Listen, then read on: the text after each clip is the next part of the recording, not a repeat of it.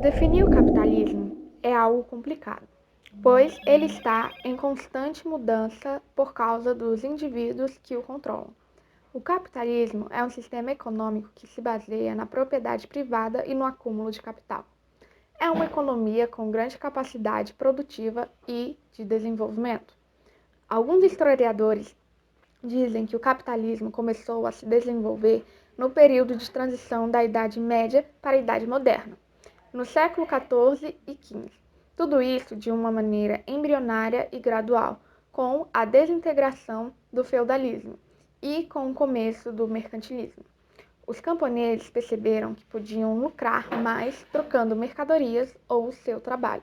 Eles detinham suas ferramentas e matérias-primas. Indivíduos humildes podiam crescer hierarquicamente pelo seu esforço e trabalho. Tudo isso, claro, estava inserido em um sistema capitalista bruto.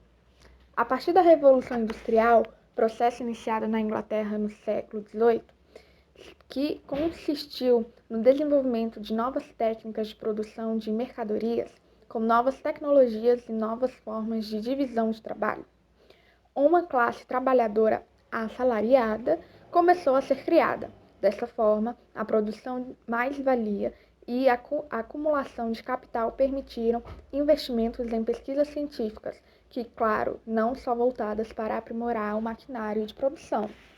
O capitalismo continua a se desenvolver até hoje, como consequência especialmente da Revolução Industrial.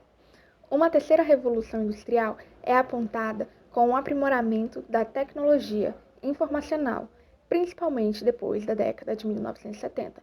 Ou seja, sem o capitalismo, as informações que hoje chegam até você talvez não seriam tão eficientes. Algumas das características que eu posso citar é a propriedade privada, que é, claro, o sistema produtivo vinculado à propriedade individual, ou seja, cada um tem a sua. O lucro é o principal objetivo proveniente do resultado da acumulação de capital. A economia de mercado é a livre iniciativa da regulação do mercado, sem ou com pouca intervenção do Estado. Lei da oferta e da demanda é um processo que regula os preços e os estoques das mercadorias. Divisão de classes, donos dos meios de produção versus proletariados. Concorrência, trabalho assalariado, livre mercado. Qualquer agente econômico é livre para praticar formas de troca mercadológica, seguindo os princípios da livre concorrência, oferta e procura no O mercado. capitalismo, podemos dizer que em sua cerne ele é focado na obtenção de dinheiro, na obtenção de capital, na obtenção de pertences, e que uma pessoa ela pode trocar a sua mão de obra por uma pequena parte desse capital, para assim se sustentar e viver. O capitalismo, como conhecido hoje, podemos dizer que só veio a ser graças a algumas fases que ele passou.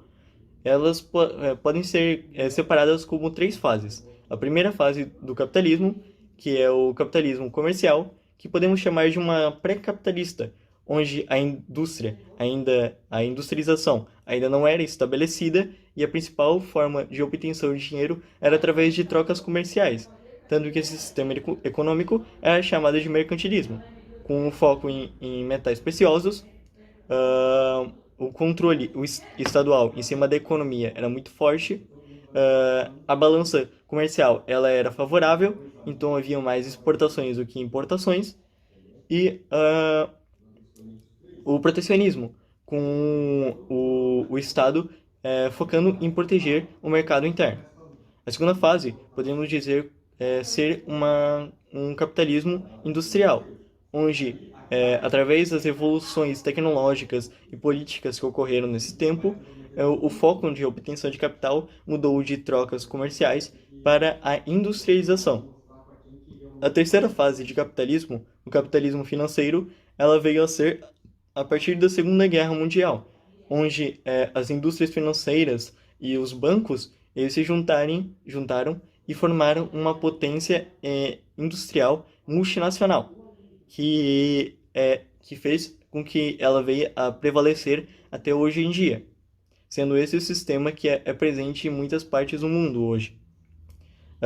As consequências desse sistema foram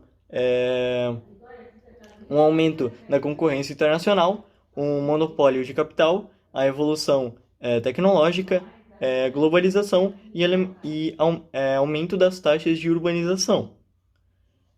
O nome de capital financeiro provém a partir da ideia de que essas empresas começaram a vender parcelas de capital para a Bolsa de Valores.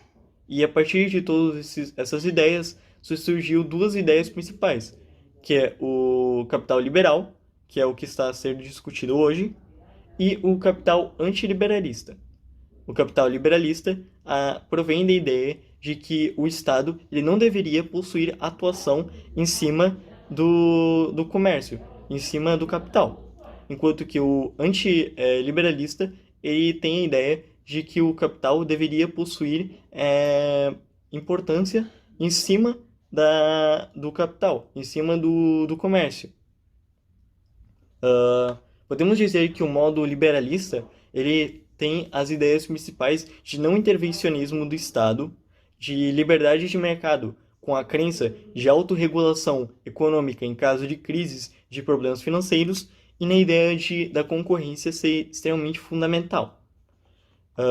Algumas outras ideias que ele também possui é o acordo direto entre empregados e empregador, onde a troca de mão de obra e obtenção de salários a partir dela é feito a partir de contratos de trocas feitas direto entre o empregador e o empregado, fazendo com que nesse sistema ocorra menos burocracia e os gastos não sejam tão importantes dentro da economia, fazendo com que eles sejam gastos menores.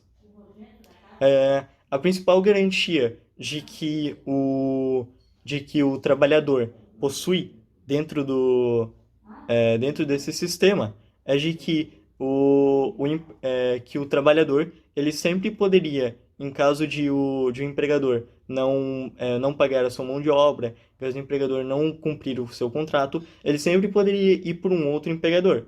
Do mesmo jeito que o empregador ele possui a ideia de que ele sempre poderá empregar um outro empregado, caso este não esteja agindo de acordo com o contrato, e que o investidor ele sempre terá a capacidade de investir em um outro formato de capital e em uma outra ideia, ao invés dessa, caso essa esteja dando uma falha. Não cumprir o seu contrato, ele sempre poderia ir por um outro empregador.